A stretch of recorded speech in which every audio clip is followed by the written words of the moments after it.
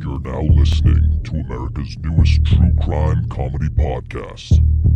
Death and Entertainment starts now. The following program contains scenes and language of a frank and explicit nature. Viewer discretion is advised. Live from Los Angeles. Hooah! Here we go! This is exciting, isn't it? We'll do it live. We'll do it live. Okay. Oh my goodness, what is going on, everybody? How are you? Talking about death and entertainment. Woo! Hold on, I think I hear something. We have breaking news. The store of life has run out of OJ. How about that? Cheers. Cheers. Woo! Pow. Little Chardonnay. Family Gallo Chardonnay. Yeah, I woke up at 8 this morning. I didn't get to see, because I've been running around all day. Me too. What time the news actually broke? Because I woke up at 8 and Kaylina immediately was like, "Holy shit, OJ's dead!" And I was like, "No way." Everybody wants to be the first. Yeah. Oh, you didn't hear? Then the smile comes on their face. Yeah. Let's see. OJ Simpson. I woke up to a text that just said the juice. Ah. And then I'm like, I bet he's dead. Yeah, because he officially died yesterday, April 10th, which is crazy because exactly a week before then, April 3rd, for no reason whatsoever, I posted when I was interviewed at 8 years old about the OJ Simpson trial. Can we bring that up? Yeah, I'm about to bring it up. This is absolute insanity. People never believed me, and then I finally got a hold of the actual... This is historic. It was wrong then, and it's wrong now. To hear, though, I mean, to see the actual clipping after hearing about it so long. Yeah. Because I knew that you were interviewed as a kid for the news about this. Yes. So you're part of the whole O.J. Simpson trial. Yeah. In some ways. Yeah, man. I was there. I knew everything. So you're responsible for him being found not guilty, too. Yeah. Okay, so share this tab instead. The whole thing really was out of nowhere. I used to go to school in like downtown Boston. Which one are you? Right there in the middle? And then I'm the one waving. In the middle there, yep. Or in the back? Yep, waving. In the front? In the front. Oh, wow. Look at that. It's a tiny little ploof. My sister to the right, not the best picture she's ever taken. But you. But me, look at that. That is a very sexy kid. You could have worked for Nickelodeon. Yeah. You could have shown your feet. Darren Gibbons right there on the right with the Bruins hat and Bruins shirt. He's out in DC doing his thing. Looking at it to his left, Joe Spag. He actually owns a restaurant called Chini's in the North End, and they just opened up a location inside the Boston Garden. So he's doing very well. But he's always had bravado that I was jealous of when I was a kid. Look at this quote from him as a fifth grader. He said, "I have the whole story of why OJ did it. He loved Nicole, but he started getting jealous." And that's, how old were you? 9? He was 9. I was 8. Yeah, that's pretty perceptive. He knows the whole thing. 9-year-old. Yeah, he has all the answers. Wait till you see what my quote is. So I forget what I know. It wasn't the sharpest Yeah, no, observation, but not at all. So we're in the north end of Boston at summer camp, and we get a call on the phone, and we thought it was a prank because they were just like, the camp counselors were like, hey, are there any kids that want to talk about the OJ Simpson case to the newspaper? And like 5 of us lined up, me and my sister and Joe and Darren and this kid Jason Jackson. summer 1994. 94, Okay. yes. So Lion King, Forrest Gump. Yeah.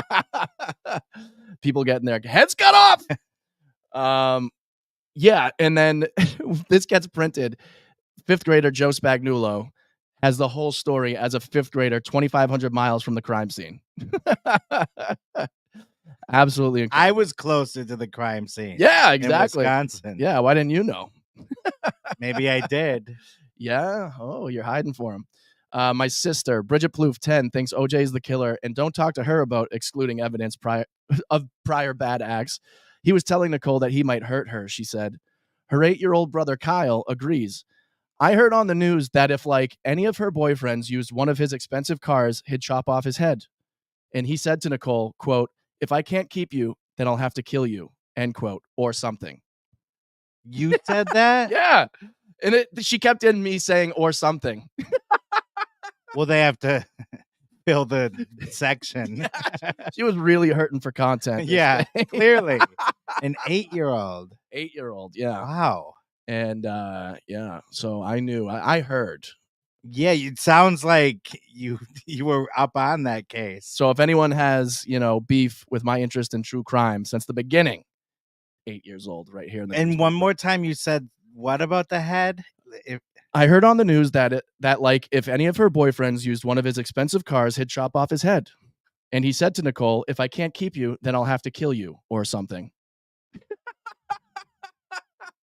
Put that in a documentary. You probably added, I'm paraphrasing here. Yeah, I mean, don't quote me. Wow. Yeah, absolutely insane. So this was right before the verdict actually came out because I believe. Oh, so this is 95. Oh, it was? The verdict was read in 95. Okay, wait, no. So yeah, this is after the arrest. Sorry. If you were 8, then it's 94 because we're the same age. Yeah. Well, you were 3rd grade going on. Oh, third grade. Here, okay. I believe. Yeah. Yeah. Yeah. Because then, yeah, in 4th grade, that's when the verdict was read. And Yeah. I remember the school secretary just came to the door of our class and she was like, just doing this and like tearing up. And my teacher was like, are you serious? Because we went to Catholic school, so we weren't allowed to watch a trial about a celebrity cutting someone's head off. Well, I went to public school and they took us out of class for the verdict. Wow. I was in 4th grade, so we went to the cafeteria and they had it playing on a big screen TV. How pissed were your teachers? They were fine. They kind of kept it together. This is Wisconsin, mind you. Yeah. They don't really know right which way is up in the land of Holly weird. But I'll never forget there was a girl, a classmate of mine. Everybody was kind of, wait, what was it? Oh, no, yep. Everyone was kind of mad. Like, oh, my God, he got away with it. Yeah. And then my classmate gave this mean look to everyone. Is like, why is everyone saying that? I think he's innocent. Oh, my God.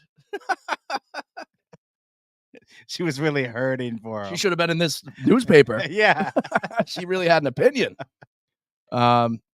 There's another one, Darren Gibbons. He's so funny. His quote is so funny, dude.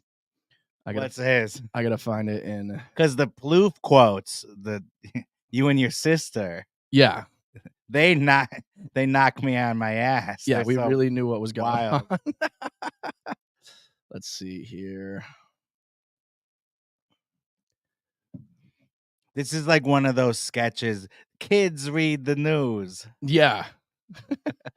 Don't kids say the darndest things. Or something. Or something. I got to remember that. Or something. Yeah. That basically negated everything you just said previously. Oh, yeah, exactly. That gave you you were smart, though. That's like Kenan Thompson saying, Yeah. None of this ever happened when I was here, basically. Yeah. Basically. Let's see. Where's Darren? So this was the same article. Yes, but he has a better picture of his quote because I don't have a picture of his quote. Oh, I He see. sent it to me Okay. today. I was like, please send me everything. Another memory I have is the day of the Bronco chase. Yeah. I was severely sunburned because we were at my mom's friend's house all day swimming Yeah. without sunscreen. So I remember going home that day, like my skin is just like it looks like pizza. And then it was like watching the chase. Yeah. Darren says here, 8 years old. Darren Gibbons, 8, thinks Al Cowlings worked as an accomplice. Quote, he wouldn't have gone on the chase if he wasn't guilty, he said. True. Still, District Attorney Gilgar said he was right not to seek the death penalty. He's quoted again. OJ's sort of like a nice guy, Darren said. I think he should go to jail for about 12 years, but then he should go free. 12 years for murdering 2 people. Yes, but mind you, he's 8 years old, so that's 1.25 times his lifespan. Right. So that is life to him. Plus some. Oh, so if it's like dog years. Yeah. So if you take it for what he actually meant, Yeah. it's probably life in prison. Kid judges. Yeah. Good thing kids aren't involved in the legal system. Yeah. The youngsters even enjoy a good OJ joke or two. This past summer, a group from the Nazaro Community Center was heading to Franklin Park Zoo when they passed and it cuts off here, but I know exactly what it says. The OJ car wash, because there was OJ car wash, and we were driving by, and I was like, they wash the cars in blood, and they quoted that. So I've always had a sick sense of humor. Wow, so your true crime and comedy have very deep Boom. roots. All comes full circle today, ladies and gentlemen. Almost as deep as OJ's stab wounds. Or his anus when he was in jail. Oh. Hey, he went to prison. He did. Yeah. Not for that, though. Not for No. murdering his ex-wife and her friend. No, and a waiter. And a waiter. Yeah, so that's my little story about, No, but it's not done. It's not? No, because you posted it last week, you said. Oh, that's right. So I randomly just posted on April 3rd, and that was exactly 7 days before OJ died. Like The Ring, dude. Like The Ring. You watch that tape, you got 7 days. And he may have seen it. And that's what happened. It wasn't the cancer ravaging his body. It was my Instagram post. Yeah, your sick burn from when you were 8 years old. Yep, they washed the cars in blood. He was like, where did that kid get all that information? Yeah. How did he know? He doesn't go to school in elementary school in the middle of Boston, does he? Oh, yeah. You see what Drudge put up? No. Okay, here's how Drudge has been presenting this. Let me pull that up here.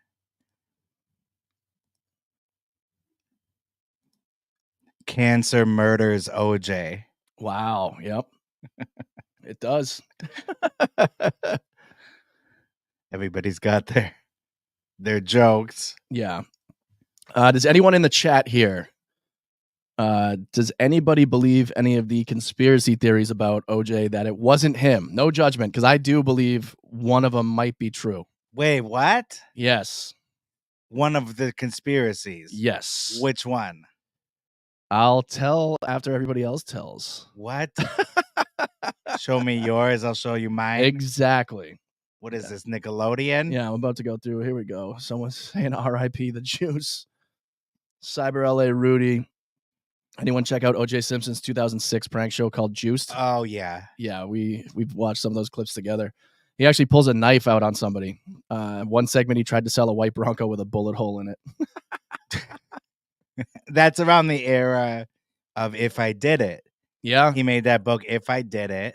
I would have done it special. like this. Yeah, it was supposed to be a TV special, which sucks that it never aired. Oh, that's like the Jenny Jones? Yeah, they stopped it from airing because it was in such poor taste. Yeah. And what's her name? Regan. Judith Regan. Okay. She was the book publisher, and it pretty much ruined her career. She was the mastermind behind that book. And so then Anderson says they're all in with the Charlie sidekick story, which comes from that TV special and the book. Oh, Here, real quick before we get to that, just to wrap up the If I Did It. Yeah.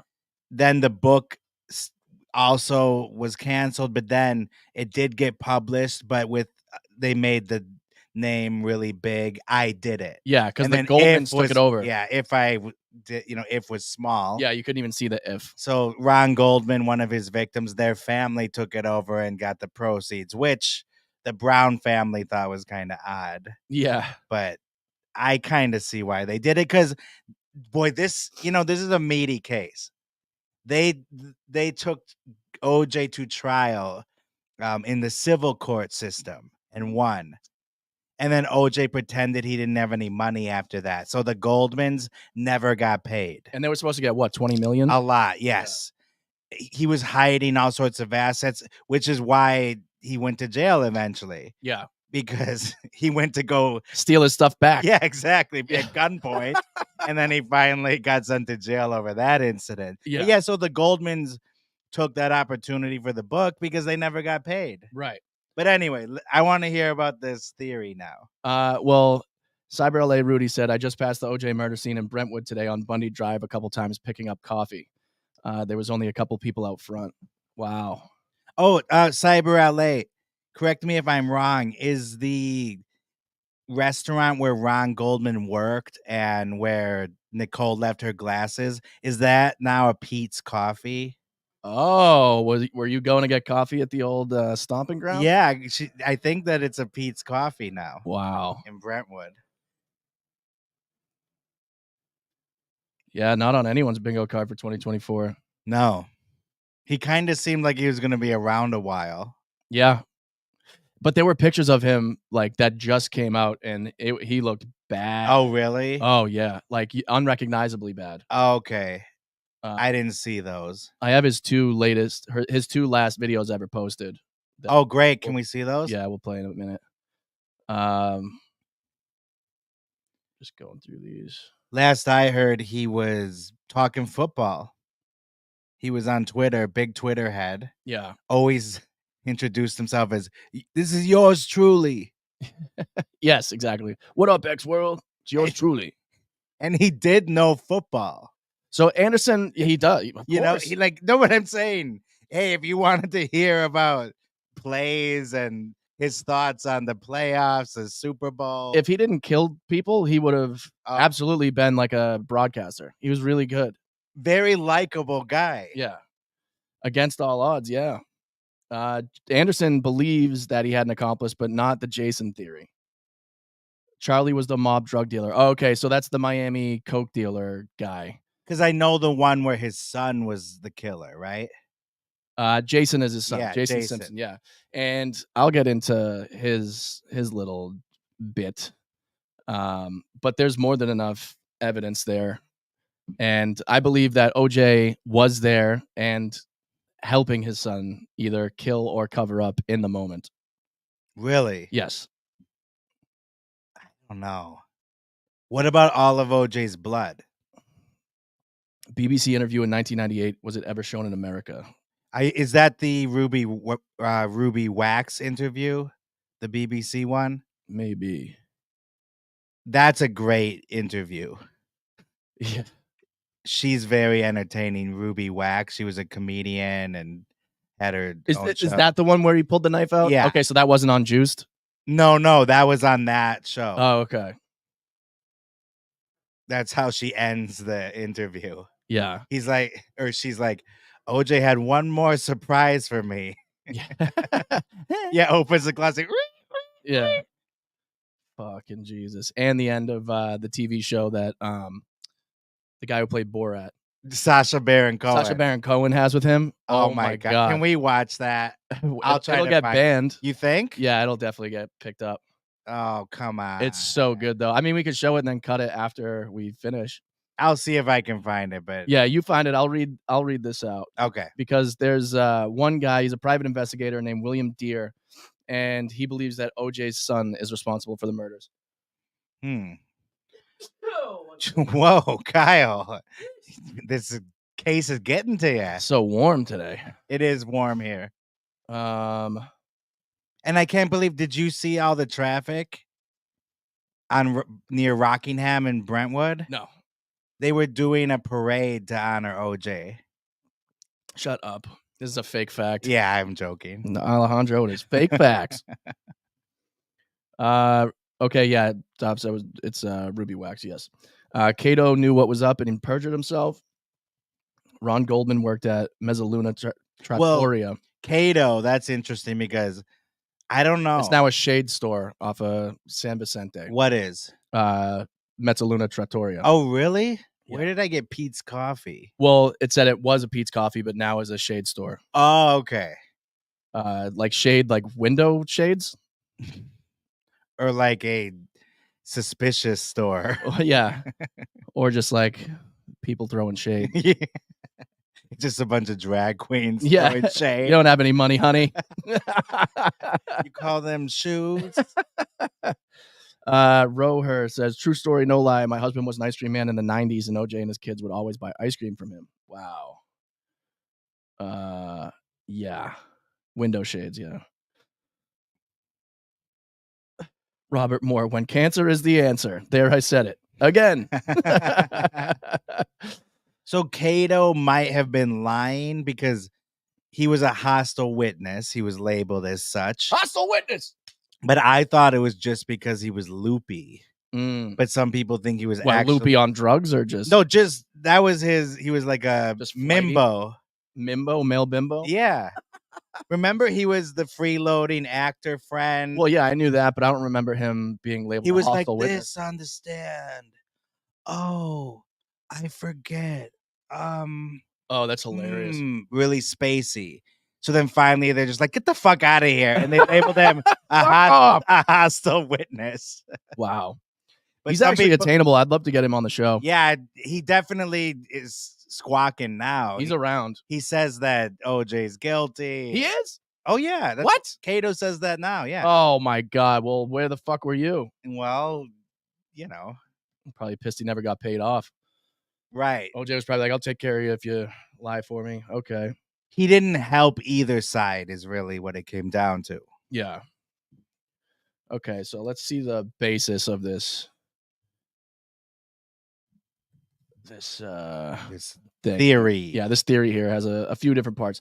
Robert Shapiro, a lawyer in the Dream Team defense of O.J. Simpson, said in an interview that legal justice was done, but moral justice is something he didn't even discuss with his wife. He didn't want to even talk about moral justice. And does he mean legal justice in the sense that there was 1% of reasonable doubt? He's and saying that's why you shouldn't convict someone. People are interpreting it as legal justice was that he factually did not kill Nicole and Ron Goldman. Oh, Jason did. But you know, but he helped cover it up. Okay, but you know what I mean too. Yes. Lawyers talk that way all the time. Absolutely. There could be someone that's guilty, but based on the evidence, you can't convict that person. So they really stick to that. Glove does not fit. You must acquit. Okay, but all right. The theory is that Jason did it. OJ helped him. Yeah. Explain OJ's blood. Well, his kid is gonna have the same DNA. No. No? No. What are you talking about? They could have the same blood type. Did you just blow up my theory? No. Okay. Explain his blood. Is his blood there? That was a big thing. Remember Barry Sheck, the splatter guy? Blood evidence. Killer dropped blood near shoe prints at Bundy. Blood dropped at Bundy was the same type as Simpson's. Okay. All right. Simpson had fresh cuts on the left hand day after murder. 4 blood found in Bronco. 5 blood found in Foyer. And okay, he did it. Thank you. But let's go on this Jason ride here for a second. Even Robert Kardashian, his best friend, which the case killed him ultimately. Yeah, killed all of them. Yeah. But he did an interview with Barbara Walters where he basically just disowned OJ. Yeah. And he regretted helping him.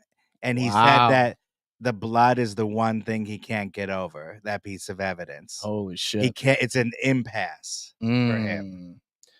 DNA evidence on the murder spot, which matched OJ, will match with son Jason as well. This is a key part of the theory. So if that's not true, this theory just falls apart on the second point. Okay, here's number 3. Navy knit cap found at the murder site, which Jason regularly wore, and OJ was never seen with it. Also, after the trial, Jason started wearing a gray knit cap. He would have worn the navy one had he had it, right? As he wore that for several years. Also, it contained animal hair. Jason had a dog, and OJ did not own any pets. How about that? Knives were used for the murder. They match with knives found in Jason's storage room. He used them daily as he was working as a chef. All the ones OJ kept or had were completely different. Jason was trained in hand-to-hand combat with a knife while attending Army and Navy Academy. He was charged for nearly killing his girlfriend with a knife. He had a mental disorder. Health records at the time of the murders say he was on probation for assaulting his boss with a knife. Investigators found blood and skin under Nicole's fingernails, which did not match OJ. Ron Goldman's knuckles were bruised, tried to fight off the murderer, but OJ voluntarily stripped at the LAPD where there were no marks. Jason wrote in his diary that it was the year of the knife, and he had solved many problems with What is that, a zodiac sign? Yeah, it's the year of the knife, motherfucker. 7. OJ wrote a book about the hypothetical situation where he committed the crime. No criminal would risk so much except if he had ulterior motives like saving his son from the eyes of the public prosecutors. That's not true. Narcissism will do a lot of fucking fucked up shit. Yeah, and OJ was definitely a narcissist. Absolutely, without a doubt. OJ. So then why didn't he... Okay, here's where your theory just blows right up. All right, hit me. Why did he not plead guilty then? Well, he's still going to fight it. He's saving his son. Because So they're not going to try to find anybody else. Yeah, okay. I mean, it's just stupid. The son did it. Yeah, right. And what was the son's motive? Actually, let's find the footage of the Bronco coming home, because they say that you can see Jason like running like a lunatic to be able to get to the car to be like, Dad, and like talk to him about something. But if you're a young kid, you would also... Yeah, I wonder what he would want to talk about with his dad the day of this high profile police chase. Yeah. Where his dad is wanted for murder. Yeah, I wouldn't have anything to say to him. Oh, shit. Let's see. This theory stinks. Stinks to high. It stinks. All right, let's see. We won't use the... We don't need that. What we need... Oh, there we go. Boom, I just hit it right on the spot. All right, so his son Jason, they're coming home. They're pulling in. I think he runs through the front yard like a loon. Yes, oh, yeah, here he is. Oh, yeah. Oh, and he pushes him away. Wow. He's like, I'm not going down for you. Police. Holy shit. Can you pull that up on here? Oh, I thought it was. No. It's still on the Drudge Report. Oh, shit. Everyone, you got to see this. Yeah, we got to remove that. We just did the Brandy episode. The chase took place on the 405, like her accident. A lot of activity on the 405. A lot going on. Okay, so what are we seeing here? All right, so what we're seeing here is O.J. Simpson coming back to Bundy Drive. And he's about to bang a left into his own house. And his son, Jason, who probably killed his mother and her boyfriend, will be showing up as well. Going about 30 miles an hour. My dad had this same car, too, back in the day. A white Bronco? Not white, gray. Uh-huh. But he had a Bronco. Were there a lot of OJ jokes surrounding the car then? Probably. Okay. That was a real cut up. Yeah. Yeah, so was OJ. Yeah, and so is his son. Look at him. Because he wants to talk to daddy. He pushes him away. He's like, get the fuck away from me. And now the cops show up and are pulling him back. They got the murderer in their grips. Great. So then plead guilty and take the rap for it. Yeah, but he's not that nice. Okay. He'll go on trial knowing he can't get convicted. Yeah? You think it was that easy? Yeah. Mm-hmm. He got lucky that Rodney King happened in 1992, then the LA riots. Yep. And was that 91 with Rodney King? Yep. Yeah, and then the riots in 92. Can't we all just get along? And then we have Mark Furman. Dropping the hard M-bombs. Yeah. He really is probably the one most responsible for OJ's. Those are the reasons. Like, it's Mark Furman. People didn't trust the LAPD after 91. Then Mark Furman shows up and possibly could have fixed evidence, even though he didn't need to. Everything was already there. And yeah, those phone calls where he's dropping the hard R, not good. No. And had little to do with the trial. Yeah. But it showed his character. Yeah, not good. And then when they brought the jury members to take a tour of OJ's home, they changed all the art and pictures. Right. They put up like African sculptures and took down all the white ladies. Oh my God, it's so funny. And there was one more thing. Oh yeah, and then they made him put the gloves on knowing that they wouldn't fit. Leather will fucking tighten up if they're soaked. Mm-hmm. And then they were frozen too on top of that. So they had blood on them. They were frozen. They needed to be stretched out again. He had gloves underneath the gloves he was putting on. At that moment, everyone decided, fuck this shit. He's not guilty. I think that was Christopher Darden's big moment. Yeah, and he fucked up. Greta Van Susteren thinks that they had to do that. No, they didn't. All right. No. You take a measurement of his hands, and then you say to Bloomingdale's. Explain that, though, to the court. Say, all right, it looks like they didn't fit, but these gloves shrunk. Yeah. And OJ's hands got bigger. Well, yeah, that was another thing that he didn't take. It's growing like his ego. Yeah. He didn't take his medication that he needed, so his hands swelled that day. And they probably told him not to take. That was planned that way. The defense, yeah. Yeah, such a famous moment though when he tries them on. I just watched the clip again today, and literally the whole defense team is smiling from ear to ear when they say, "We'd like him to put these on now." And they're like, okay. They said that in all the interviews since then. Yeah. Oh, they gave us such a gift that day. They knew the moment they asked them to put the gloves on, they knew. They couldn't even hide their joy. It was glee. Yeah, absolute glee. Yeah, and then on the opposite side of that, the people who really got fucked over by this trial and the Rodney King build-up, all of that stuff, were the Menendez brothers. Right. Because they were two rich kids, seemingly, that killed their parents to take over their family's fortune, even though... No, you're absolutely right. They were being molested and raped by their father, and their mother was covering it up and actively saying, "You're not going to go tell anybody." So they killed them both. It was a mistrial the first time, and the second time, the DA said, "Look, you better come back with a guilty verdict. We can't have another embarrassment like OJ." Yep. So very unfortunate for the Menendez brothers. Yeah. To follow OJ. At least they had the balls to say they did it. Right. Right. And they might be getting out of jail. There's going to be a... OJ had the balls to say, if I did it. Yeah. Shout out to the 85 people watching us. Woo woo! Welcome to Death and Entertainment. Yeah. Yeah, we got 46 on Twitter, 38 on YouTube. This is a big death, though. I mean, it's one of those... It's massive. Everybody has an opinion and a feeling about it. Literally the trial of the century. Yeah. Anyone that grew up with that or was even older, it's just such a part of the pop culture. Yeah. It's huge. Yeah. You couldn't get away from it. No. And it was way before I knew what like race relations were and all that stuff. So, that was a little complicated to understand as a kid. To see on the news when like black people were like, yes! Right. And I was like, wait, what? What's going on? Even there was this is actually interesting now that I'm thinking about it. So OJ is in some of my favorite movies, I have to admit. The Naked Gun trilogy. I mean, it's hard not to love those movies. He's hilarious in it, and I'm very much able to separate him as the actor in it. Right. As Officer Nordberg.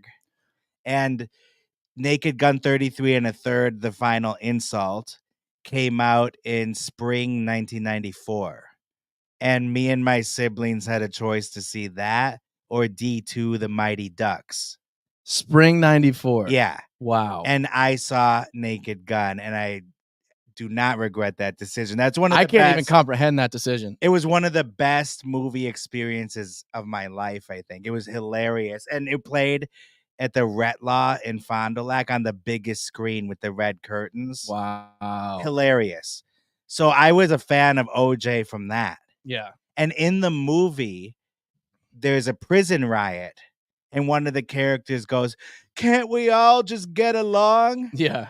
So it's interesting that in this movie, there's a parody of Rodney King. And yet in real life, Rodney King was going to help OJ during his murder trial. Wow. And that movie also came out months before the murder. Yeah. It's really the last time everyone saw OJ before the murder, The Naked Gun. Right.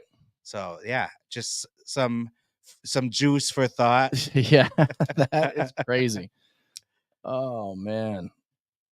He probably borrowed the hat from his son to use in the crime. Maybe.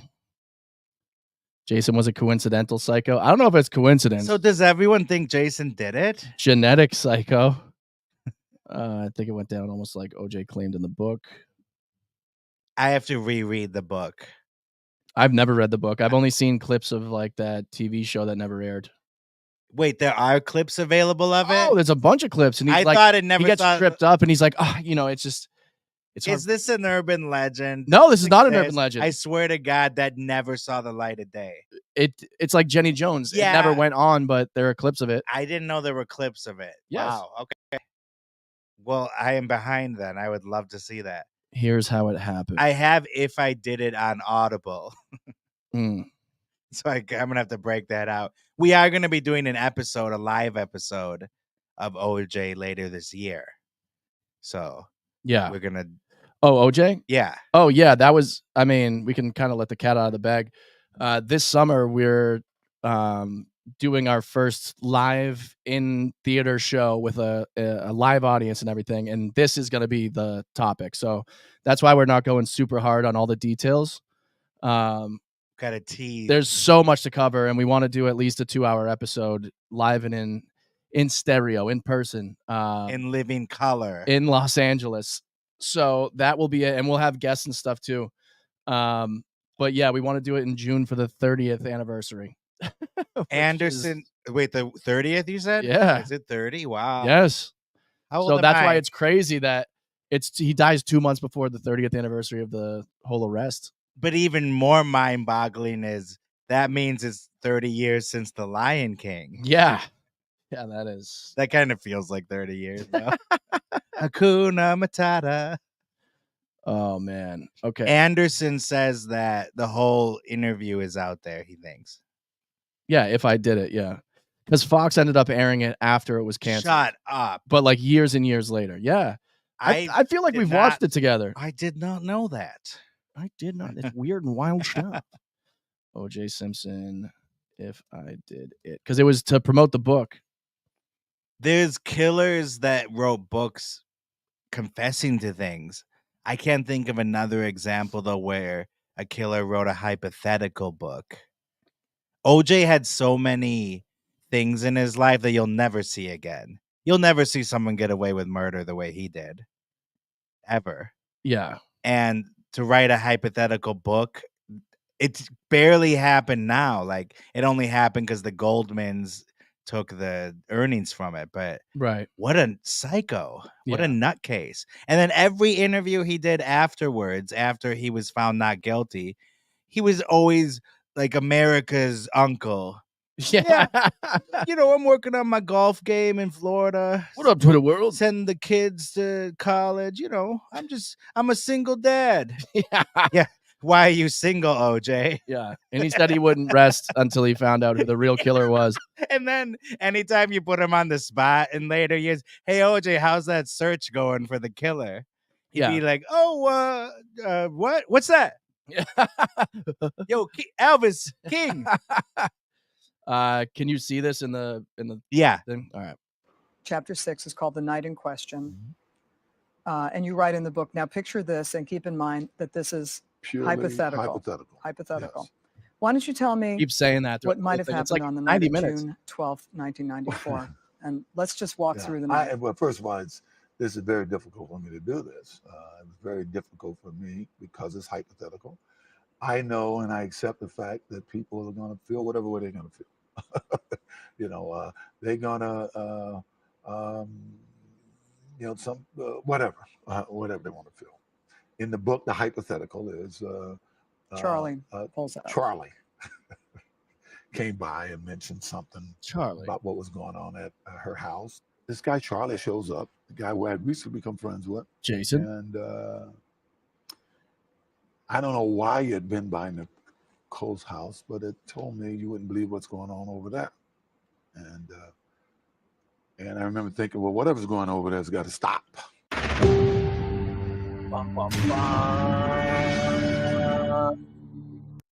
I cannot believe that I've never seen that. I feel like you have.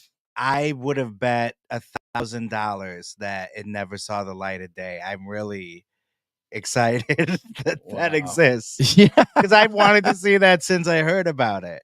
Yeah. Wow. What a dumb special. Yeah. That's Stay Tuned level shit right there. It really is. Stay Tuned was the original like Rick and Morty Yeah. universe television shit. Very underrated. Yeah. But that seems like something right out of that universe. Yeah. Steve says you can also tighten your hands up to make the glove not fit, which is true. Mm-hmm. Glove issue was moot. Later in the trial, he tried on a new pair of same gloves and they fit. But I believe there have been jurors that came out and said that the glove issue was a deciding factor for them. Because they were stupid. There was also the trial of Soon Jadu, who's acquitted of shooting a young black girl. Oh, yeah. Gabriel, we haven't shown Robert Kardashian walking out with the bag right in front of the press, but I know exactly what you're talking about. I'll find it right now. And the gloves got him acquitted, but it was Bruno Mali's shoes that got him to be found guilty in the civil trial. Nice. Because for real. Oh, yeah. Because he said he's like, I wouldn't wear those ugly shoes because there were footprints, remember? Oh, yeah. And then the lawyers produced a picture of him wearing the Bruno Mali shoes, which they call the smoking gun. So that's what someone was in our comments quoting that earlier then, and I didn't get it. Oh, about the shoes? Yes, they said he's going to be buried in his ugly fucking Bruno Mali. Oh, yeah. Yeah, exactly. That's what that means. Okay. Yeah, it's the reason that the Goldmans won the civil trial. Wow. So shoes and gloves. Yeah. Cyber LA Rudy, Robert Kardashian died of esophageal cancer, OJ died of pancreatic, and Johnny Cocker died of brain cancer. Yeah. Oof. Moving up and down the body there. Dream Team's going to sleep. More like the Nightmare Team. Yeah. And I guess Barry Scheck. What? I guess Barry Scheck has bad blood. Yeah. Nice. All right, let's see this right here. All right, yeah, Robert Kardashian. So there's Robert Kardashian. That bag on his leg. I'll just turn this down and I'll talk about this. Yeah. This bag supposedly has the murder weapon and other things that were used in the commission of the crime. They've never seen this bag ever again. He takes it to his car right in front of everybody, and that bag never shows up. Oh, my God. Ever again. Fucking Kardashian. Yep. I guess Caitlyn Jenner tweeted, "Good riddance." Yeah, and then everyone underneath it was posting, "Didn't you fucking kill someone?" Right. Yeah. That's another upcoming episode. I'm going to call it Kardashian Kills. Yeah. Because the family has a few to their name, including Robert. Yeah. Not a kill, but, a lot of deaths. A lot of destruction. A lot of destruction, yeah. And when Caitlyn was Bruce, him and his wife, what's that lady's name? Kris Kardashian. Yeah, the momager. Yeah. Him and Chris were best friends with OJ and Nicole. Yeah. They went on vacations together. Yeah, it's crazy that Chris keeps her dead husband's name. Right. But I'll give it to Caitlyn, formerly Bruce, because they were very much divided during the trial.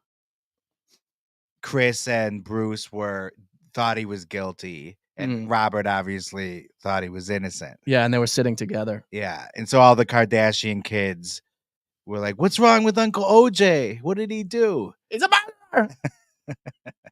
Even though Chris is right there, it's her husband that's defending him. That's crazy. Yeah, Khloe Kardashian, ex-husband. Oh, they were broken up at that time. Bruce was with Chris. I thought he was cheating. I thought she was cheating. No, on the down low. No. Ooh. Nope. Wow. Sarah Alyssa, I knew you had my back. It was his son that did it. Look at the evidence. There we go. All Alejandro's trying to rain on our parade. No, I'm not. Am I the only? Am I the only one that thinks OJ did it? No, I think everybody thinks OJ did it. I still think OJ helped. Okay. Oh, thank you. You guys rock. Keep up the good work. Quality of content, personalities, visuals, branding is top notch. You guys are going to be YouTube famous. Calling in now. Oh, I hope so. Stop. Thank you. Thank you very much. YouTube famous. That's not the same as normal. Actually famous, yeah. We're StreamYard famous. Chris Valdez said, I actually had an OJ action figure when I was a kid. Did it have like the arm with the stabbing knife motion? You know what's weird is if he hadn't done the murders, he was about to star on a network TV show called The Frogmen. Who? OJ. He was going to be in something called The Frogmen? Yeah. It was a go. Recently? No. In 1994. Oh. It was just the next phase of his career. And yeah, he would have obviously been a commentator for NBC Sports. Yeah. Oh, the Aussies didn't know about OJ's NFL history. The sport is not that big here. Oh, yeah. He was, when you say that he was a star running back, he was a legend with the Buffalo Bills. Yeah. Right? Buffalo Bill. I mean, there weren't a lot of people as good as OJ. Yeah. Cyber LA Rudy saying the show OJ Simpson American Crime Story was well done by Cuba Gooding Jr. All right. He was okay. You know what, Cyber, I don't want to take away from your opinion or anything, but the People versus OJ. Here's what it did right. Sarah Paulson as Marsha Clark. Sarah the Great, I say. Sarah Paulson is an unbelievably good actress. Yeah, fantastic. As Linda Tripp in the Lewinsky miniseries. Oh, wow. That was amazing. The same person who played Linda Tripp played Marsha Clark. She's amazing. That's a transformation. That's pretty good. Cuba, come on. That was not OJ. Cuba?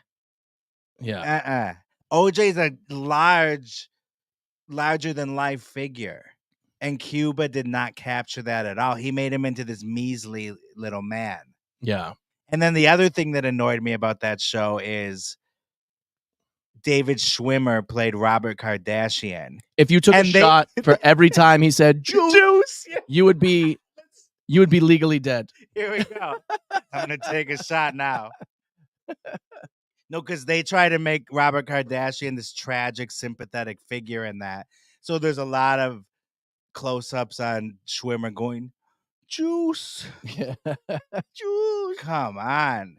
And then there's a really dumb scene where they have Chris and Bruce standing around, and then Chris goes, Kim, Chloe, stop running around. Like saying all their names really clearly. Yeah.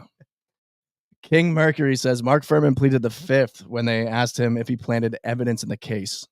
That was reason for acquittal.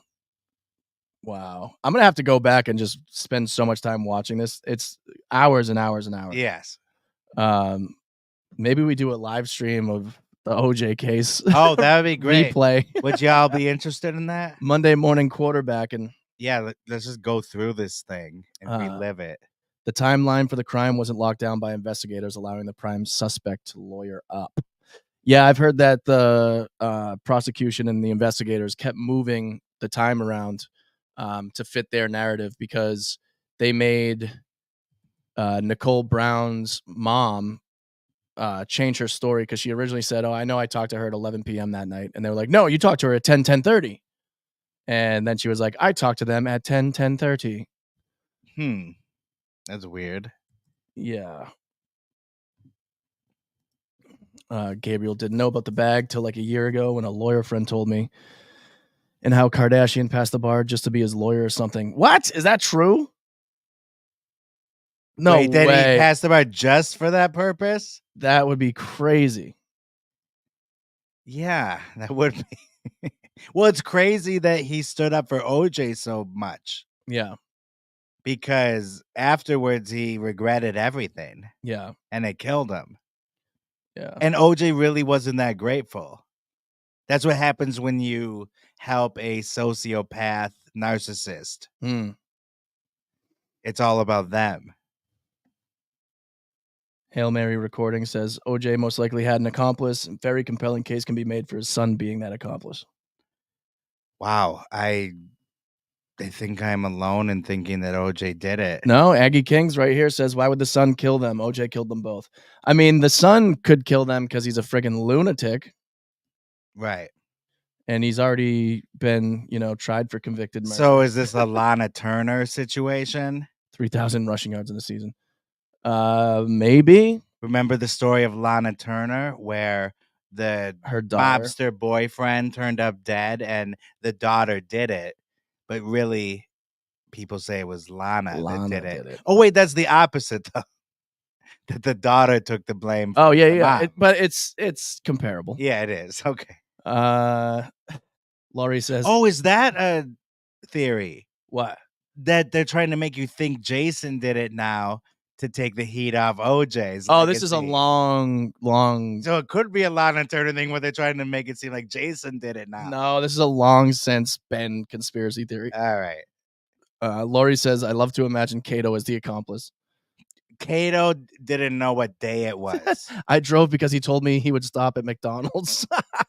Kato was one of those people that was stoned without even smoking pot.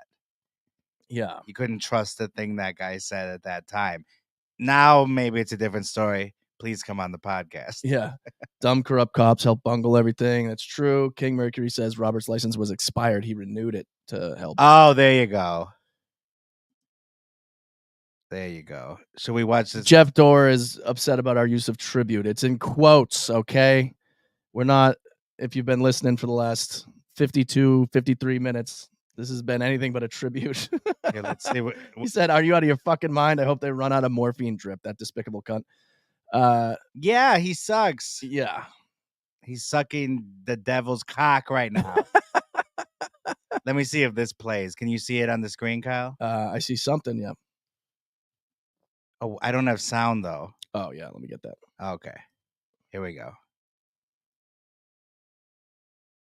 I still don't have sound. It's just showing. Should I just send you the link? Yeah. Okay. Because it's not showing the actual video. Oh, okay. I'll send you the link. YouTube page. He was on probation for a stabbing during that time. That's right, Sarah. Tell him. Tell everybody. I'm with you. Wait, who was? Jason Simpson. Who did he stab? Besides his boss and his ex-girlfriend. When? Right before all this. Okay. Apparently, Nicole was supposed to go to Jason's restaurant that night. He had it all set up for them to arrive, and she stood him up. Wow! Bombshell! Hey. It's me, your son, the chef. I'm here to stab you now. I mean, it's compelling. Maybe they work together. But maybe Daddy did most of the stabbing. Like take your son to work kind of situation where you have to do most of the heavy lifting for the kid. Yeah. Maybe that happened. Oh, man. All right, here we go. Oh, this is what you want to show? Yeah.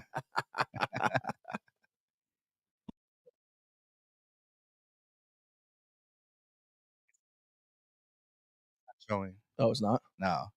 Here, let me stop my shit out of here. There we go. This is from the Ruby Wax interview that everyone keeps mentioning. Yes.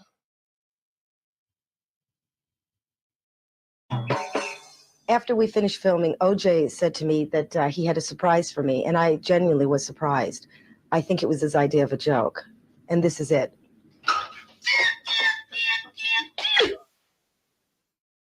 Okay, just like Ashton Kutcher saying how broken up he was about, walking in and seeing a murder, then forcing a fake murder scenario happen for the pilot of Punk'd right less than a year after the situation he was in. I don't think either of them felt that bad. No.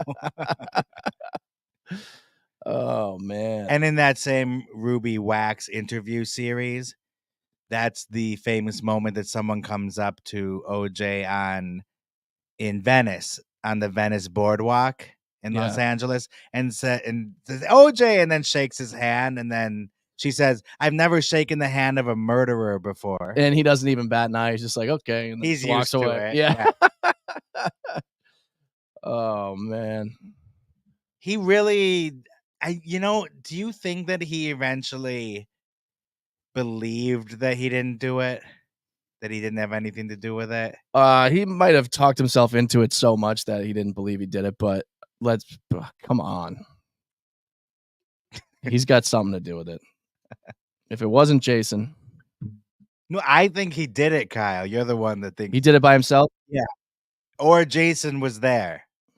I'm willing to go with that. Yeah. Well, let's hear what Norm Macdonald thinks. Okay. And there's Charles Woodson. How about that? What a season he had.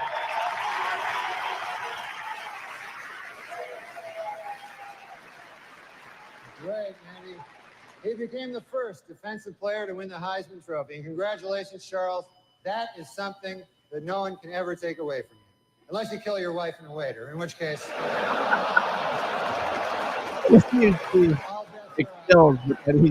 Ken Griffey Jr. is right there taking his head too. Like, come on, man. That was fucking amazing. It was a touchy subject. Yeah. And he was relentless on SNL. Oh, God. That's why he got fired. Yeah. Yeah.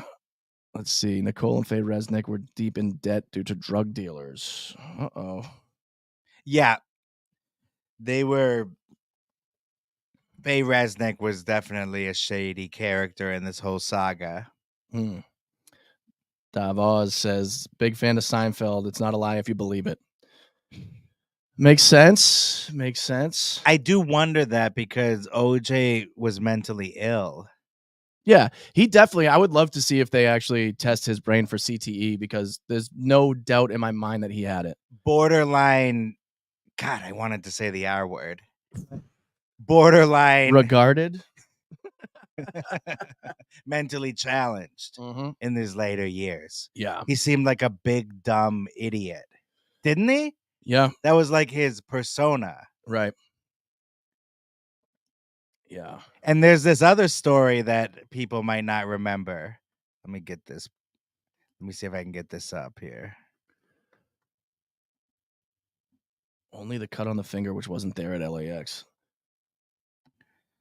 So when OJ went to prison for stealing back his merchandise at gunpoint, at one point during his incarceration, he was caught hoarding cookies. A corrections officer saw Simpson hiding something and found several oatmeal cookies. Wow. I mean, this is what you call investigative journalism. Yeah. According to a source, guards noticed the 66-year-old hiding something under his prison clothes as he walked back to his cell after lunch. When they quizzed him, he revealed a stash of more than a dozen oatmeal cookies, which were then seized. The guard could have written him up, but then let him off with a warning.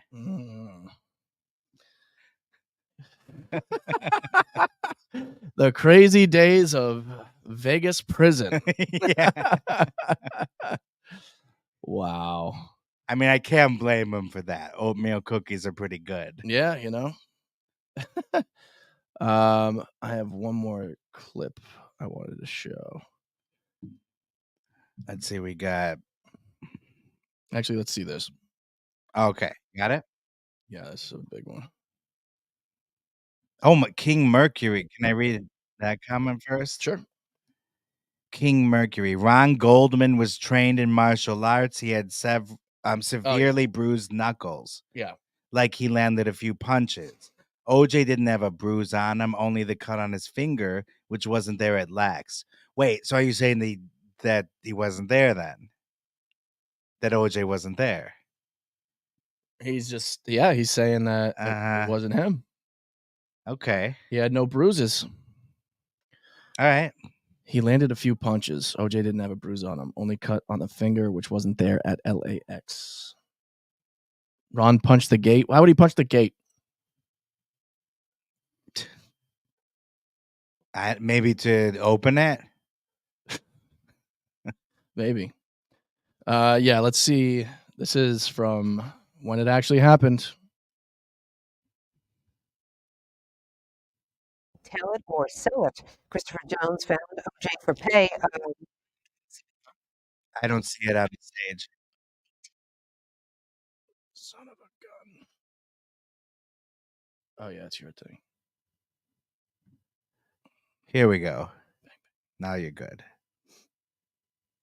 Christopher Jones found OJ for pay, a remote possibility.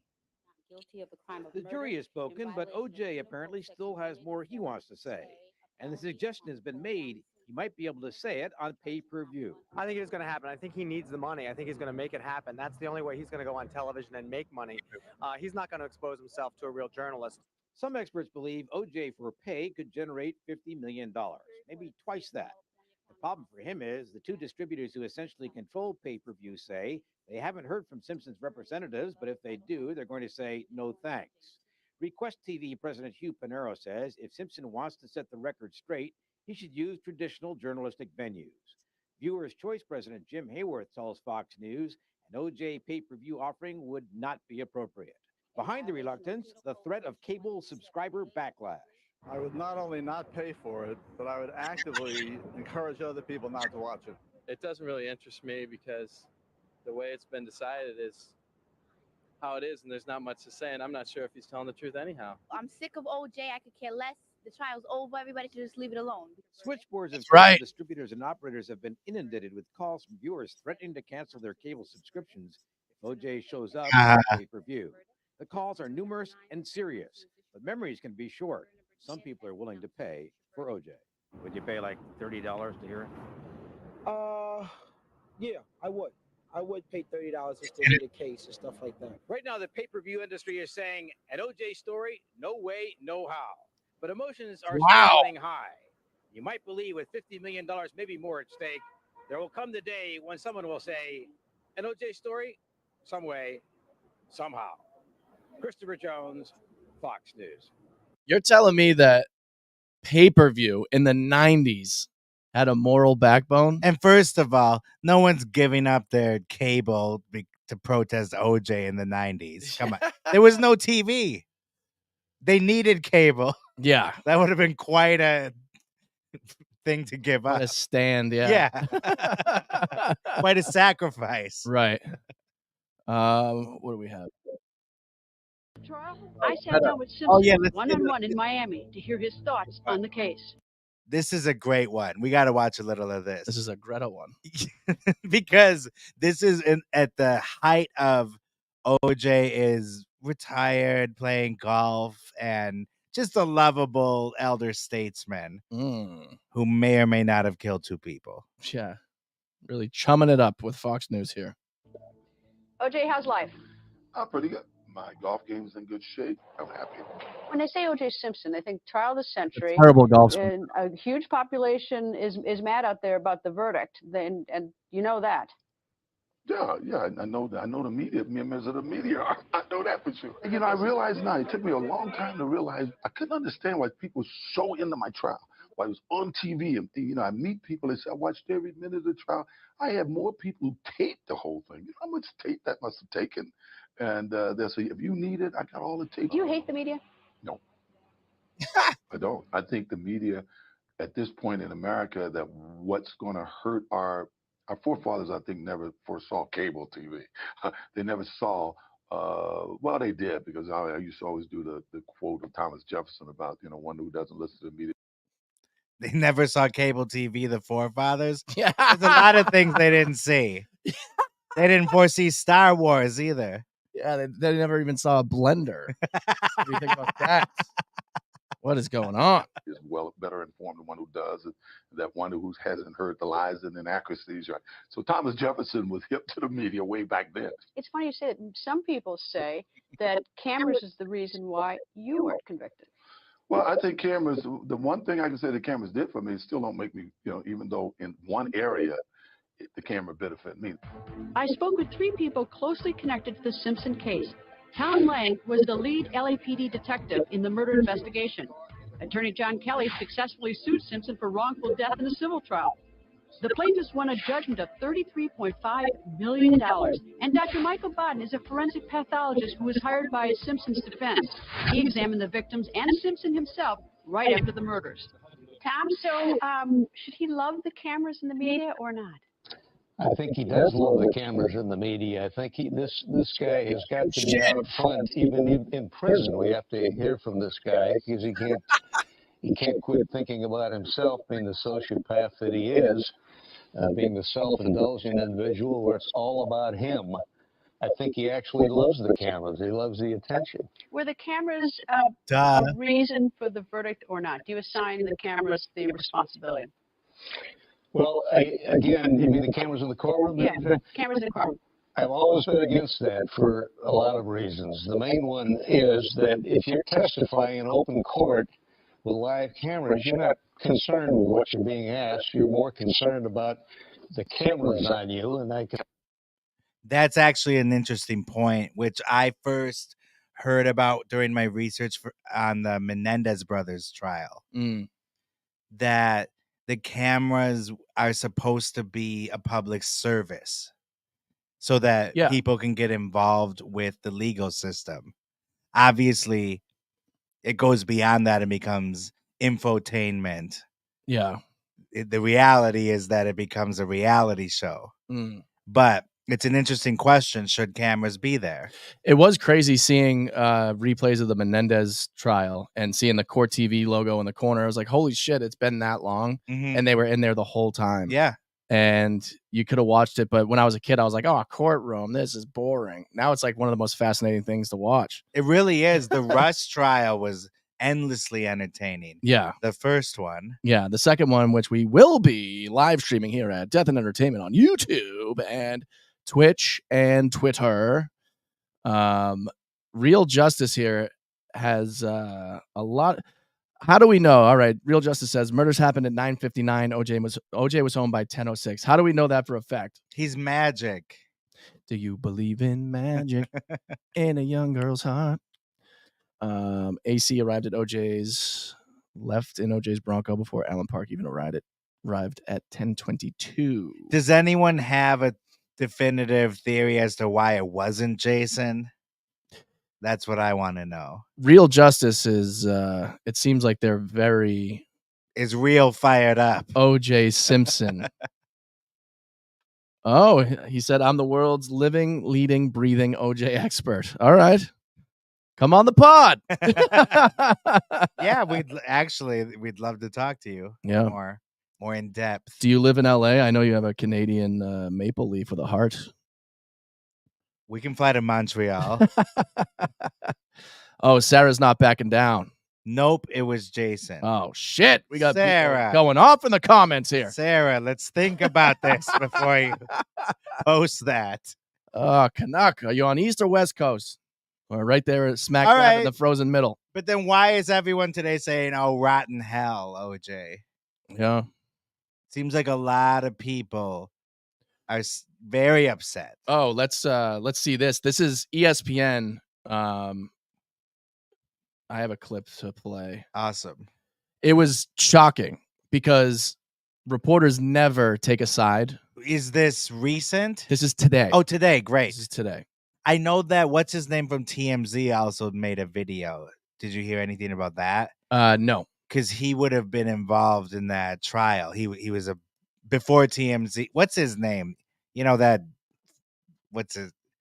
Not the one with the dreads, but what? The main guy at TMZ. Oh, I know. Harvey Levin? Yeah, Harvey Levin. Should have just said People's Court. Right. That still blows my mind that the guy from People's Court has the biggest media company in the fucking world right now. Yeah, but it makes a lot of sense because it was him and Greta Van Susteren.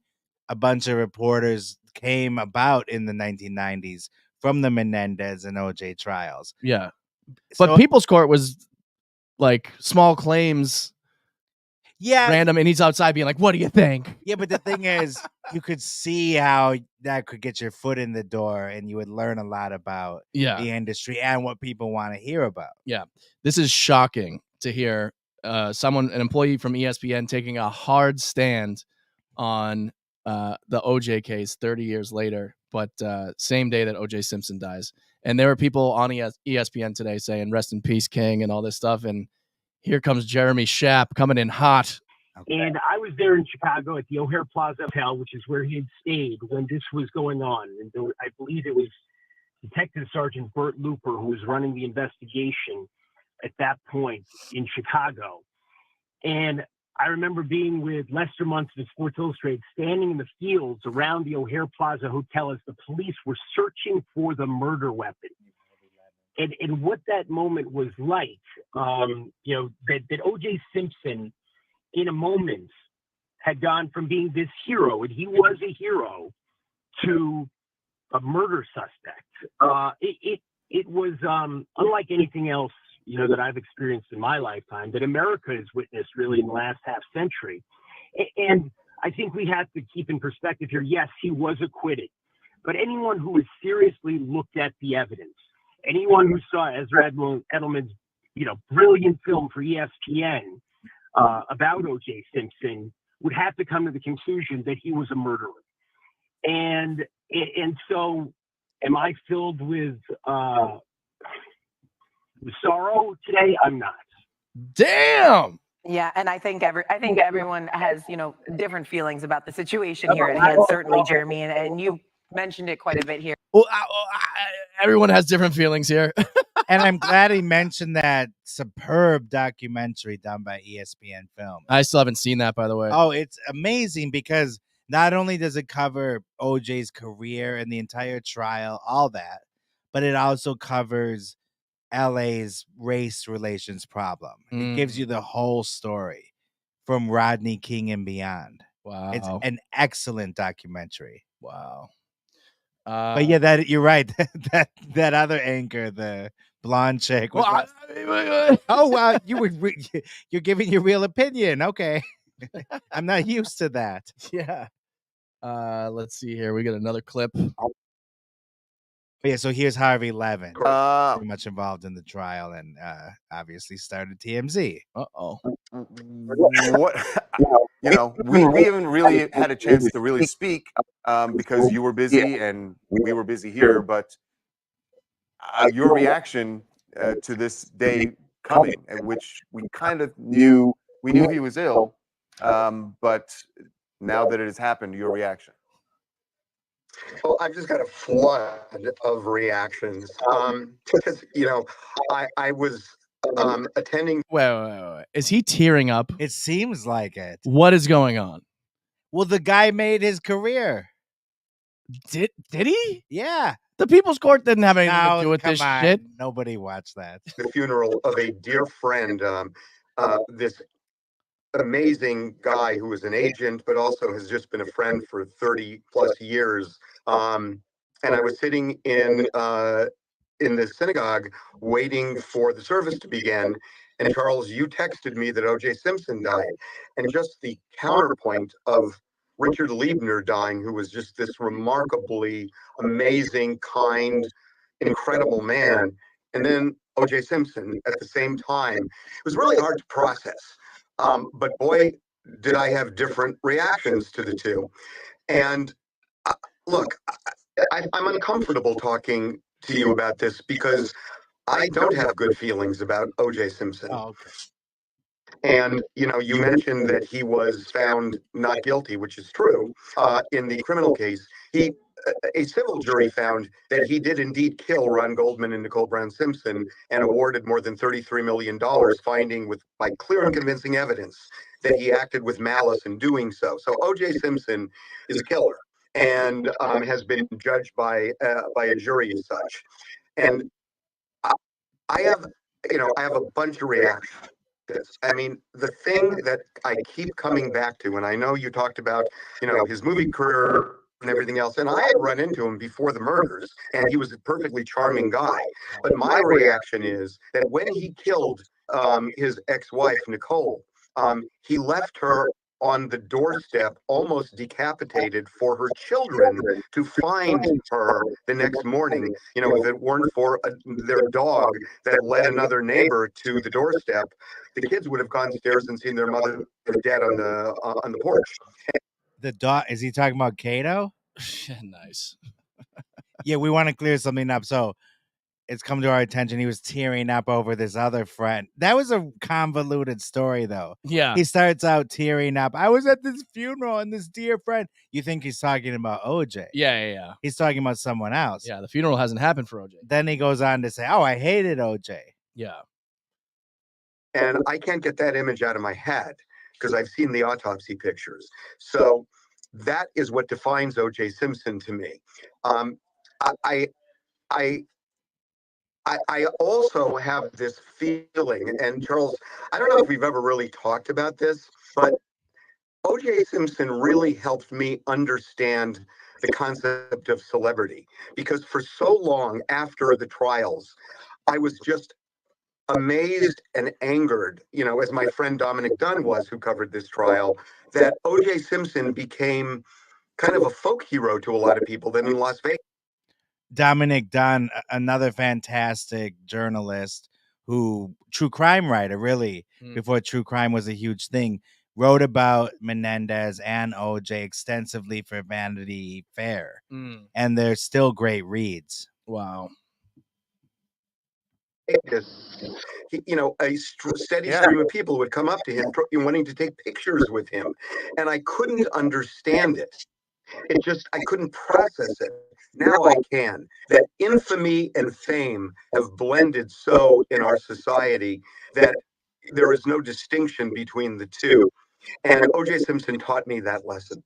Yeah, Harvey, what you just said, it's so true that because after the criminal trial and after the civil trial, he really wasn't out and about in public as much, right? I mean, we'd see him golfing and stuff like that, but he wasn't out in public. And then when he got out of prison, it's almost like he realized what you just said, that infamy and fame are kind of the same thing, and you're going to be treated the same way, because once he got to Las Vegas, he was not hiding from the spotlight at all. And he was celebrated. He was celebrated by people who came to Las Vegas. He was Harvey, do you think he was celebrated, or were people in a macabre sense sort of wanting to have a moment with OJ so that they could then go and say, "Oh, I got a photo with OJ, or I talked to OJ"? Or I'm sure there were some people who were celebrating him, but I don't think that was. I think most of them were doing it for the macabre reason. That this is a man who killed two people, and here I am taking a photo with him. It's sort of like, an outlaw in the Wild Wild West who became famous, a Jesse James type or whatever. I don't think it was, oh my God, this is a macabre moment. I think they looked at this guy and said, oh my God, look how famous he is. Everybody knows O.J. Simpson. I'm going to take a picture with him. And I think especially over time, it started to blur, and then eventually it didn't matter to people. And people don't remember Ron Goldman, and they don't remember Nicole Brown Simpson. They remember. Yeah, for sure. It was a macabre thing. Yeah. A thrill. Oh, absolutely. Let's get a picture with OJ. Yeah. And let's fuck with him, for lack of a better word. Yeah. People enjoyed, getting reactions from. Yeah, exactly. Yeah. I mean, that's his sentence. That's what it was. If he was out in public, he was going to get someone saying, "You're a fucking piece of shit." I don't know why I'm surprised, but Harvey's actually making a lot of sense here. I think he's nailing a lot of things. Yeah. remember O.J. Simpson, and they know his fame. And that's why I say infamy and fame have blurred to the point where they're one and the same. I want to say one other thing, that as much as, I have these strong feelings about O.J. Simpson, I also think that there was an injustice done to him in this kidnapping trial for which he served prison time, because I feel like in that case, the judge was basically trying to do the justice that wasn't done in the murder case, and that sentence made no sense to me. So even though I had strong feelings and know he killed these two people, I felt that that prison sentence for what he had done in Las Vegas in that hotel room was unfair. But no one was going to feel Sympathy for him at that point, because I think most people felt, as you do, that he did kill them, and so who's going to get, Yeah, you know but what I mean? Like, as- who's going to feel? as- And I know the justice system isn't supposed to work that way, and that's what you're talking about. Yeah, But as a lawyer, I really felt that an injustice in that case was done, even though I also felt that an injustice was done in the criminal trial. But that said, a jury clearly ruled he killed these two people. So, and I have no doubt about it. Again, I covered every minute of that trial, and not just the trial, I covered it from the day it happened. And I have doubts about lots of things where I'm not certain anymore about much. I'm certain about that. two things, Ron. Before we let you go, Ron Goldman, his father, Fred Goldman, his reaction, he told people, was that he wasn't thinking about O.J. Simpson today, that he was focusing on his son, focusing on Ron, and realizing just how long it has been since they lost Ron at O.J.'s hands. The fact that So I got to tell you something. I was thinking about Ron today too. When I was sitting in the funeral service, I was thinking Ron would be in his mid-50s now, and I just thought, wow, that guy whose life was taken when he was so young and vibrant would be, getting up there in age, and he was robbed of that. So that's interesting. I was thinking of Ron myself. Yeah, and interesting that, and believe me, Fred Goldman, that you said the 33 million. OJ didn't pay the lion's share of that, right? I mean, that money is still owed to Nothing. the Goldman family, and It was protected. The money was protected the way it was structured. Part of it was his NFL pension, and part of it was the way his pension, with his financial advisors was constructed. But yeah, he really paid virtually nothing in this case. But again, for Fred Goldman, and the fact that O.J. Simpson attacked Fred Goldman, called him money grubbing, and all sorts of other things. OJ called Ron Goldman the gold digger. Wow. Yeah. Oh, so that's where that lets you know that he probably did kill him too, because he's like, oh, he's trying to get in with my ex-wife who is in with me and trying to get her money. So of course his parents are gonna want money from me. Yeah. Wow. And Christopher Valdez says, that goes deep. At least the OJ trial gave us Jackie from Seinfeld. Yeah, Jackie the great Chow. lawyer. One of the best characters. Hilarious. So good. And played a huge part in the Seinfeld finale. Mm-hmm.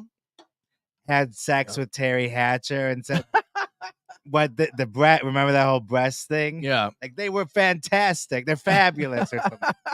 And yeah, that was a great Johnny Cochran parody. Yeah, exactly. Hilarious. I wish my friend Dominic Dunn were still around, because I'd just love to have that conversation with him today, because it was just awful. Awful. yeah.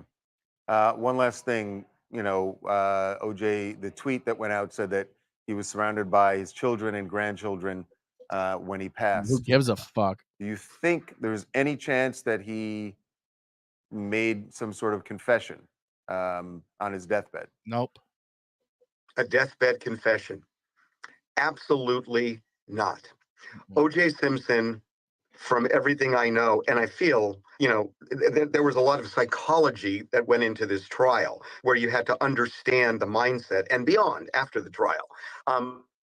I believe O.J. Simpson had constructed a world in which he didn't do it, and that he had convinced himself that he didn't do it, and that world had pushed away the reality. So I absolutely, positively do not believe there was any deathbed confession here. Yeah, I would be absolutely shocked if. Why would he at this point? Harvey, thanks so much for being with us. Wow. That's what I said. I think he convinced himself that he didn't do it. Yeah. And that it's an intriguing thought that he might have had a deathbed confession, but probably did not happen. No. What is he going to? He didn't think he was going to die. Let's look at these last two videos that he ever posted to the world. There we go. Can you see it on there? Oh, hold on. We got to address something. What? Why are you calling this a tribute? It should be a tribute to Nicole and Ron. Look, Tributes in quotes. it's in quotes. It's a joke. Yeah. He's a piece of shit. Yeah. Garbage. Yes. Right now, he's getting fucked by Satan. With a big red fire cock. Yes. Tribute is in quotes. Yeah. We thought people would pick up on that, but a few people, not so much. I guess satire is dead. It's dead, like OJ. We'll change the title when we can, okay? Yeah. Yeah. And hold on. Notice I don't say R.I.P. OJ. Yeah, we haven't and we will not. I was careful to say O.J. Simpson dead at 76. Yes. Here we go. Hey, X-World. Hospice? Hospice? You talking about hospice? No, I'm not in any hospice. I don't know who put that out there, but whoever put that out there, I guess is like the Donald say, can't trust the media. In any event, I'm hosting a ton of friends for the Super Bowl here in Las Vegas. And all is well, So, hey, guys, take care. Have a good Super Bowl weekend. Hospice? We're talking about hospice? That, of course, is making fun of a coach from the NFL saying practice? Oh, actually, no. We're talking about playoffs? Playoffs? And then Allen Iverson said practice? We're talking about practice? Yeah, and he was right up on all the Super Bowl talk this year. Yeah. Taylor Swift and Travis Kelce. Yeah. Yeah, there's a lot going on. He looked like he escaped from hospice. It gets worse than that. I'll show a picture of his final days. Yeah, you're right, though. He looks pretty different there. But he's saying definitely not a part of hospice. Never even heard of it in his life. Everyone's making that up. And then, later in the day, he films another video. But you can look at his face here. I can't zoom in on it. I'll show another picture. It's crazy. Hey, X-World, it's me, yours truly. Boy, what a beautiful day it is here in Las Vegas. Even though the game is indoors, it wouldn't have mattered, but still, it's nice to have a beautiful day like this. That's right. Let me take a moment to say thank you to all the people who reached out to me. My health is good. I mean, obviously, I'm dealing with some issues, but hey, I think I'm just about over it, and I'll be back on that golf course, hopefully in a couple of weeks. But it was very nice hearing from you and hearing those good, positive words. Thank you. What's his obsession with golf? Oh, it's the thing that saved him was just going out on the golf course after he committed those murders and got away with it. You know who never got to golf again? Ron Goldman. Yeah. And Nicole Brown. Yeah. Cyber LA Rudy says he looks like death. Yeah. Looks like a South Park character. Actually does. Cancer sucks the life out of you. It does. It does indeed. Let me show you a picture. It's you would not recognize him if you were walking down the street and walked past this person. Let me see. Kind of like Richard Lewis from the final episodes of Curb Your Enthusiasm. I think worse.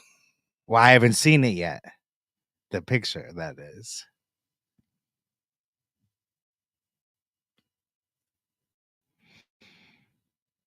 Oh, and it's too bad cancer got Norm sooner than OJ. If you walk past this person, would you think that that's OJ Simpson? That was like, I'd probably give a second look. I wouldn't even look at him twice. Huh. Let me see when this is from. Must be recently. Spotted. I like how he says, "My health is good." I'll be out there in 2 weeks. They practically have the body bag half zipped up. Looks like he's dead and forgot to lie down. He looks like Ron Ship. Hold on. Oh, listen to this. That's Ron. Robert Moore. That's Ron Ship. Oh, rest in piss. Rest in piss. Yeah, I mean, it is weird that it's all over. Yeah, the whole saga. We will never get a conclusive ending in the way that, people would like to, with him admitting that he fucking did it or knows who did it. He did do it in that If I Did It interview and book. He said how he did it under the guise that it's hypothetical. Yeah. Yeah. But right now he's gone. Like, what does it all mean? Even if he left a letter that said, release this to the press upon my death, I don't think his family would even do it. They want to preserve the legacy, but there's nothing to preserve anymore. Like, people feel the way they feel about him. People are agreeing with you that he looks unrecognizable. Oh, yeah. Yeah, no, I agree. Real Justice really putting it home, saying, guys, follow his police interview. Trace what he says. I'm going to have to go back. Are there tapes? Can you send them to us at deathandentertainment@gmail.com? And let's not lose focus about Ron Goldman and Nicole Brown. We should play our 2 shorts we have. Yeah. I sent you the links. Okay. So this first short that we put out there is of Ron Goldman on a talk show in the 90s. Oh, that's right. And this is such a fascinating clip because it shows Ron Goldman, the person. This was a real person who had a dynamic personality and was living life. Yeah. We just hit over 100 people on the stream for the first time ever, by the way. Cheers. Cheers. Not saying RIP to anyone. All right, here we go. Ron Goldman. Tennis pro, give him a big hand for coming down here. All right. Come on. We'll start. Yes, Studs. Yeah, it was the name of the show. Yeah. But also us. we know what you're saying. It just was a coincidence. Yeah. He was on the show Studs. We get it. Next to me is Ron Goldman, a 23-year-old tennis pro. Give him a big hand for coming down here. All right. Ron, we'll start with you. You make a good impression on the phone with a woman? I guess so. I don't like to talk a lot on the phone, so I'm kind of blunt to the point. Just let's get it going. Be ready at 8. I'll be there. Boom. Be there. Okay. Yeah. All you got to do is tell me who you want to go out with. If she wants to go out with you again, still going, you get to go and we pay for it. All right? Sure. We'll start with you. I just had the best date with Diane. Okay. All right. And if Diane had her best date with you, where are you guys going to go? I figure we get a houseboat on the Colorado River for a couple days. Downtown. And lie naked during the day. And of course. Make love naked at night. You should get a house Jeep. I was thinking about it. All right. Going condom. Whoa. I mean, if he wasn't enjoying himself, I don't know who was. To be in the early 1990s and to look like that. Sarah just said he was fine as fuck. But to look like that, be an aspiring actor in the early 90s in Los Angeles. Yeah. Have people like Nicole Brown checking you out. And apparently he was a good fighter. That's the craziest good part. fighter and Trained in combat. And a fun guy. Not He was a mushroom? Okay. His family wrote a book called His Name Was Ron. I have not read it. And we will read that. It's part of our book club. Yeah. No, but really, let's not forget. We should start a Dipod book club. Yeah, he's OJ's victim. Yeah. And here's 2 weeks or a matter of weeks before her death. There's so much going on in this clip. It is absolutely fascinating. This is 5 weeks before Nicole was killed by OJ. Sometimes I'll try to sing, but I'm not going to do it tonight. I got this tequila in me. The girl I came here with said to me, "Is this a blues place?" I said, "Oh, no. This is rhythm and blues." Well, people, when it's live. Talk about the now non-existent House of Blues on the Sunset Strip, which also played a huge factor in the Phil Spector case, where he met his victim. Yes, or non-victim, another guy that got off. No, oh wait, he died in prison. That's right. You were there. I was there. Was that you? Yeah. Well, people, when it's live, it's something special about being live. I mean, historically, one of my favorite shows is Saturday Night Live because it's live. And as an athlete, being live is what it's all about. Game day. So in a sense, you get the sense that it's game day for whatever that performance is, which means anything can happen. Which means anything can happen, and I think that adds to the excitement of the play. I think you'd be very pleased with Yeah, speaking of that lady I was talking about. There she is. With another shot of this tequila. Now watch her, I'm sure. So watch her sing. Well, sing. She can sing some- Nicole, run. Yeah, for real. So watch her sing. Well, sing. She can sing some- That's right. We're alive right now, all across America. There she is, my woman. I'm taking her tequila. That's why I'm not singing tonight. My woman. I was thinking. And there's oh God. Last night. Love does not fit. About this case and their theory and how it didn't make any sense and how it didn't fit and how something is wrong. It occurred to me how they were going to come here and stand up here and tell you how O.J. Simpson was going to disguise himself. He was going to put on a knit cap and some dark clothes, and he was going to get in his white Bronco and this recognizable person and go over and kill his wife. That's what they want you to believe. That's how silly their argument is. And I said to myself, maybe I can demonstrate this graphically. Let me show you something. This is a knit cap. I'm going to put this knit cap on. And you've been seeing me for a year. If I put this knit cap on, who am I? I'm still Johnny Cochran with a knit cap. And if you look at O.J. Simpson over there, and he has a rather large head, O.J. Simpson in a knit cap from 2 blocks away is still O.J. Simpson. It's no disguise. It's no disguise. It makes no sense. It doesn't fit. If it doesn't fit, you must acquit. It reminded me that there was testimony Right, earlier. Jackie Childs. Iconic line. You know what? That's the closing arguments, and I think that's the closing of this stream. Yeah, this was quite a stream. It was not a tribute. Absolutely not a tribute. Tribute in quotes sarcastically. Rest in piss. I opened the thing talking about how I killed O.J. Simpson with my post.